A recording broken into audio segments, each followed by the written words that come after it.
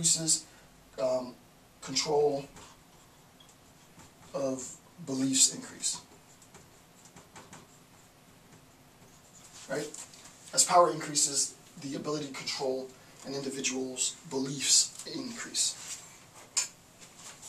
All right.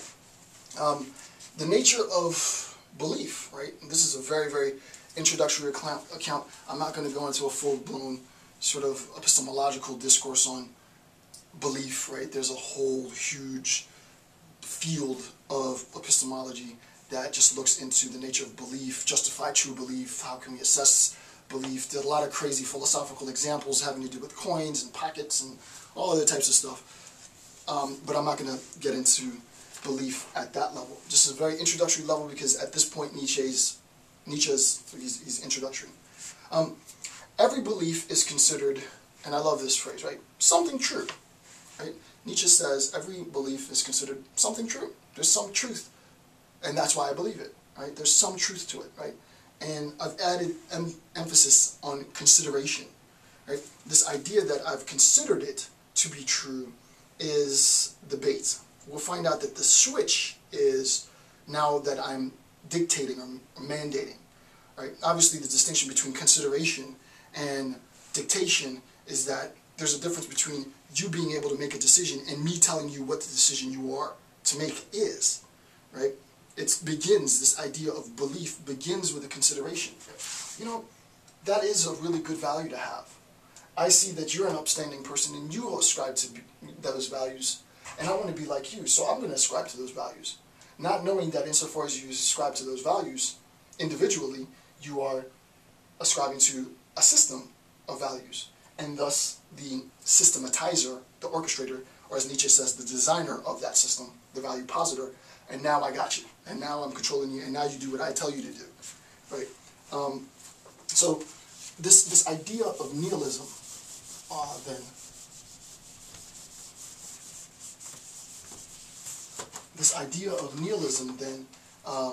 as we said, goes through phases, different forms, different versions of nihilism, and the idea that I use is this sort of ultimate nihilism, right? And it has to be justified.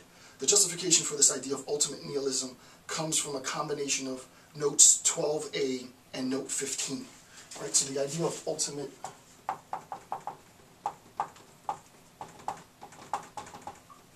comes from a combination of note 12a plus note 15. If you look at note 12a and you combine that with note 15, we're expanding yet again. Now we're making it, by the time we get to the end of the discourse, if we get to the end of the discourse, hopefully we will, you'll see just how complex this is, but we got to go in stages, right?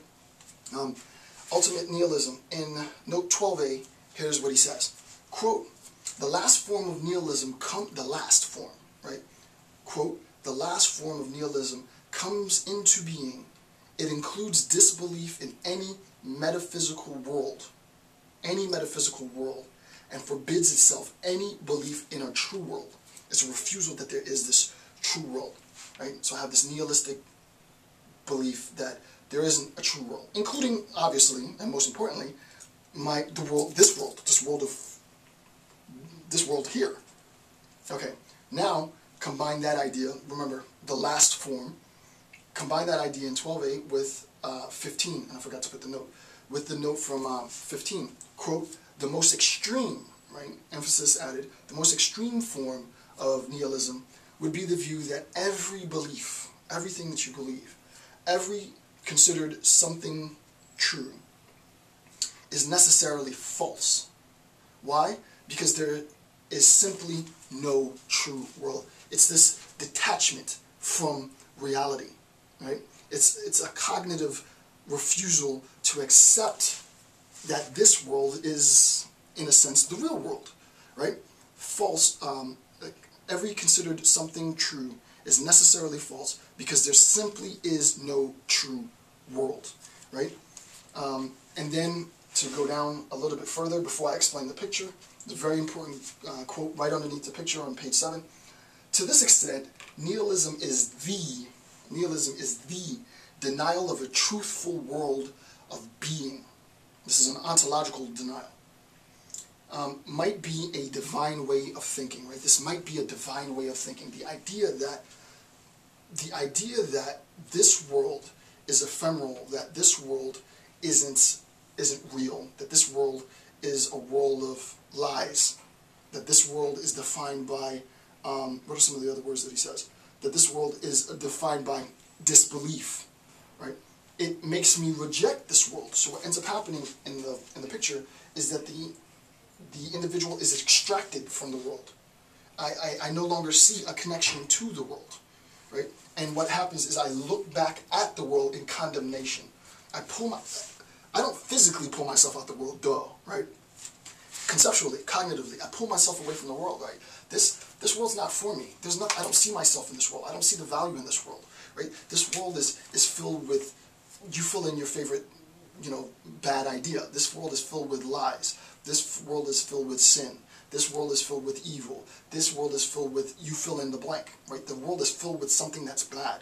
And I don't see myself in this world, right? I pull myself away from this world. I'm not part of this world.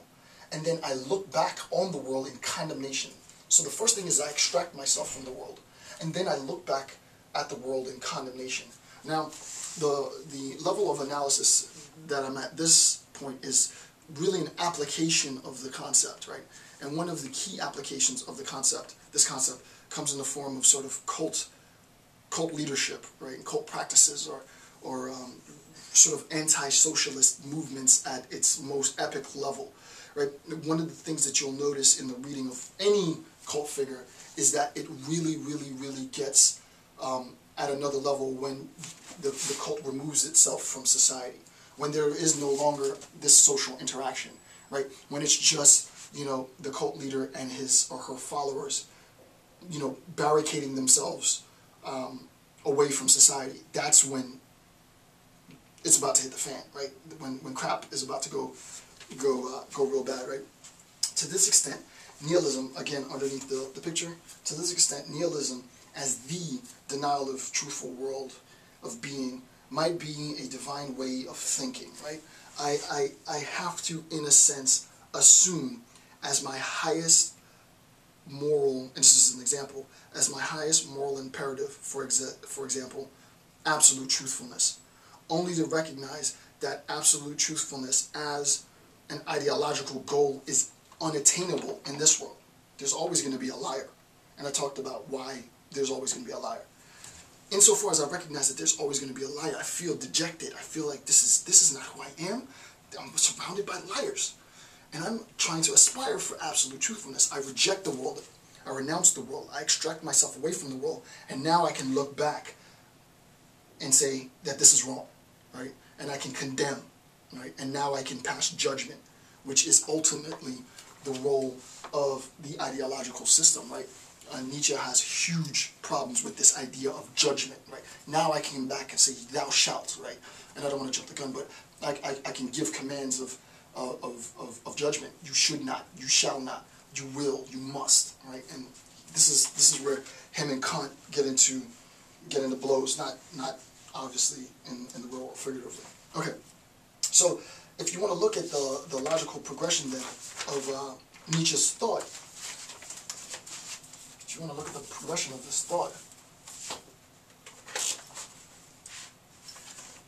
what I want you to do is I want you to recognize sort of how this unfolds, right? So progression. Progression of thought. Here's how it progresses. Number one, value positors with great power can control others, right? And I've already demonstrated that above, right? This is a combination of note 14 plus note 12b, right? So the conclusion at the top of the page of page 7 was number 5, and number 5 is a consequence of this relationship between power and belief. So if you take all of that and condense that, right, and I feel like I'm going fast, but if you condense 1 through 5 underneath power's relation to belief, you get the first point. So all of that has been consolidated into this point. And the point is, value positors with great power can control others. The next point is, nihilism progresses through phases, right? Nihilism progresses through phases. It progresses